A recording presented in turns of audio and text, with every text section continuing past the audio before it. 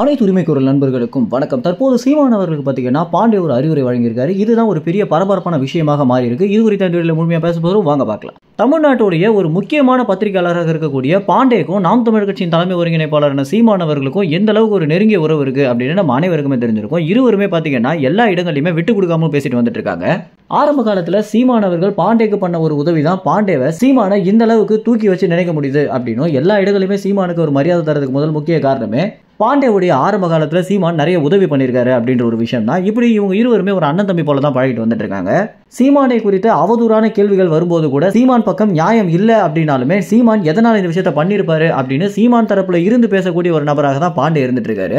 சில இடங்கள்ல பாண்டே சீமான கடுமையான விமர்சனங்கள் பண்ணாலுமே மற்றும் ஒரு பக்கம் பாத்தீங்கன்னா சீமான் தரப்புல இருந்து பேசுறதுனாலேயே நாம் தமிழர் கட்சி நிர்வாகிகள் பல பேர் பாண்டே மேல ஒரு மிகப்பெரிய மரியாதையை வச்சுட்டு வந்துட்டு இருக்காங்க.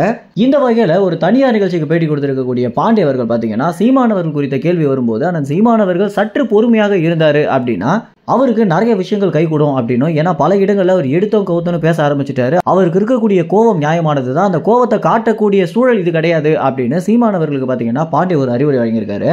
என்னடா பாண்டே திடீரென சீமான் பக்கம் திரும்பி இப்படி பேசுறாரு அப்படின்னு பார்க்கும்போது பாண்டே பாத்தீங்கன்னா இந்த விஷயத்தை சீமானுடைய பிறந்தநாள் என்று வாழ்த்து சொல்லிய போதே போன் கால்லேயே இந்த ஒரு விஷயத்தை சொல்லியிருக்காரு அப்படின்னு, அடுத்தடுத்து உங்களை ரொம்பவே ட்ரிகர் பண்ண தான் பார்ப்பாங்க, அதனால கொஞ்சம் மௌனமாக இருங்க, கொஞ்சம் அமைதியாக இருங்க அப்படின்னு பாண்டே அவர்கள் பாத்தீங்கன்னா சீமானுக்கு இந்த அறிவுரை வழங்கியிருக்காரு. விஜயுடைய ரசிகர்களும் சரி, திமுகவுடைய ஐடிவிங்கும் சரி, தொடர்ச்சியாக சீமான சீண்டக்கூடிய ஒரு விஷயம் தான் சீமான் எல்லா இடங்களிலுமே பிளாஸ்ட் அவுட் ஆயிட்டு வந்துட்டு இருக்காரு. ஒரு சாதாரண செய்தியாளர்கள் சந்திப்பாக இருந்தாலும் என்னடா சீமான் இப்படி பேசுறாரு அப்படின்ற ஒரு விஷயம் தான் நமக்கு தெரிய வரும். ஆனா அந்த செய்தியாளர்கள் சந்திப்புல சீமான் இடத்துல எவ்வளவு நெருக்கடியான கேள்விகள் கேட்கப்படுது அப்படின்ற ஒரு விஷயம் பாத்தீங்கன்னா செய்தியாளர்கள் சந்திப்புல கலந்துக்கக்கூடிய ஒவ்வொருத்தருக்குமே தெரிஞ்சிருக்கும்.